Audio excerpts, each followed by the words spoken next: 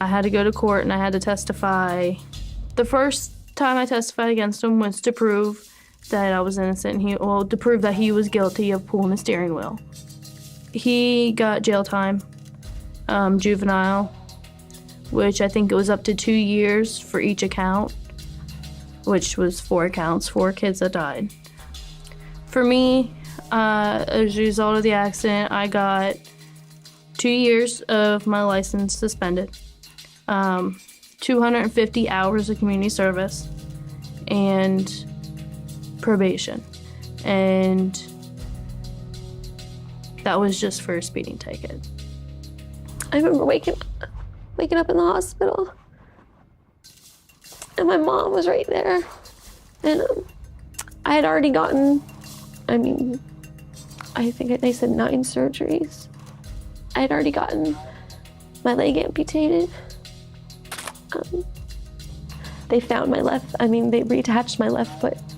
I was crushed from the waist down. Every bone, my spine, my pelvis, my hips, my legs were all crushed into pieces, and I was never supposed to walk again.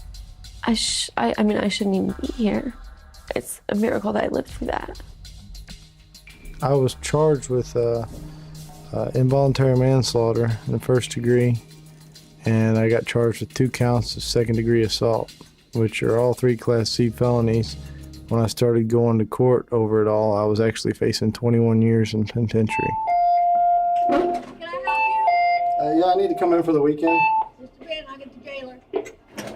I got locked up in the county jail for about 6 months, and then when it finally all came together so we knew what was going to happen, I ended up doing 2 years worth of weekends in the county jail.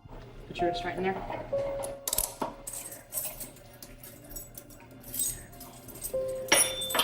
We'll book you in just a minute. You got 4 walls there. It's not something to look forward to.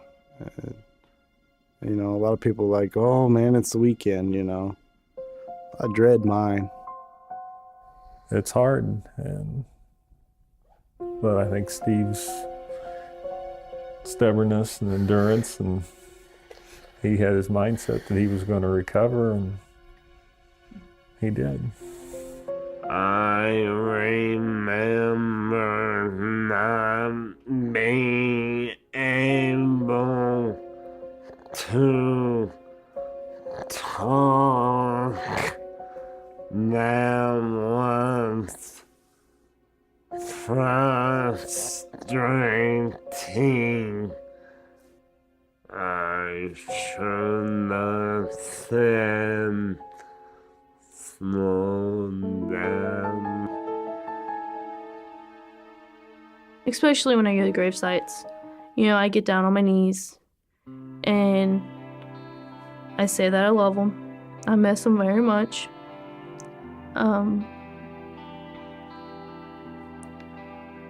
Life is a lot different without them.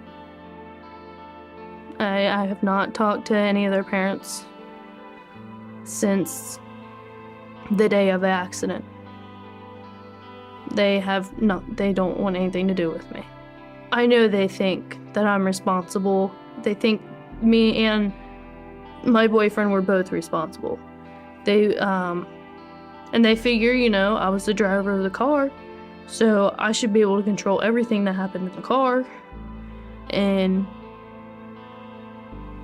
they just believe it was all my fault. I had a lot of fun, and I knew every day when I woke up that I'd be with my best friends and we'd be having a good time. And it was something to look forward to every day. Never thought it'd be taken away from me like that. Everything was normal, fine. We was partying, having fun, and then that one night, it happened. Just knowing that that my best friend lost his life because of me, I don't even have a word to tell you how bad that feels. It's hard to live with yourself. Greg thought he was a good driver. He was very confident, and he was, for his age, a good driver. But all it takes is one mistake. It was just a normal teenage day, you know? To me, that's all it was. And I believe people do see me as maybe a bad person or, not smart for, having 4 people in my back seat. But, a 16-year-old is a 16-year-old.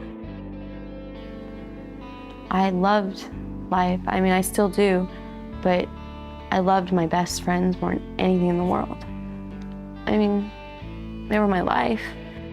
And it's so hard to explain to other teenagers right now like this. Like, they'll watch this and they'll be like, they'll feel bad, I don't want them to feel bad for me. I just want them to know that it can happen to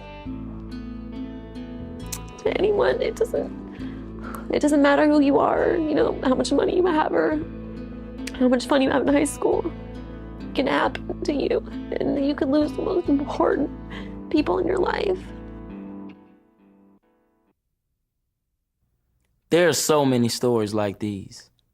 In fact, you probably know someone who's been through something like this.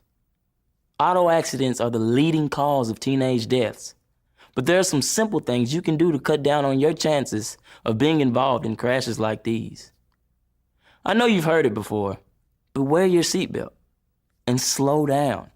Most of these crashes could have been avoided if the drivers were doing the speed limit. Also, as Sarah pointed out, keep control of your car. Don't have too many passengers, and don't let them goof around while you're trying to drive. And stay focused on the road. Don't try and do other things while you're driving. Whether you're getting something out of your console, playing with the radio, or trying to make a call, it just takes a second to lose focus. Try and give yourself plenty of time to react if something happens in front of you. Follow the 2-second rule. When the car ahead of you passes a stripe on the road or something that's not moving, you should be able to count to 2 before you pass the same object. Finally, don't put yourself in a bad situation. You know you're not supposed to drink and drive, but bad weather, congested traffic, and lack of sleep can cause problems too. In fact, most teen crashes happen at night. Just try and avoid these situations if you can. You already know you're supposed to do most of these things, but as you've seen, all it takes is one mistake. Take care and be safe out there.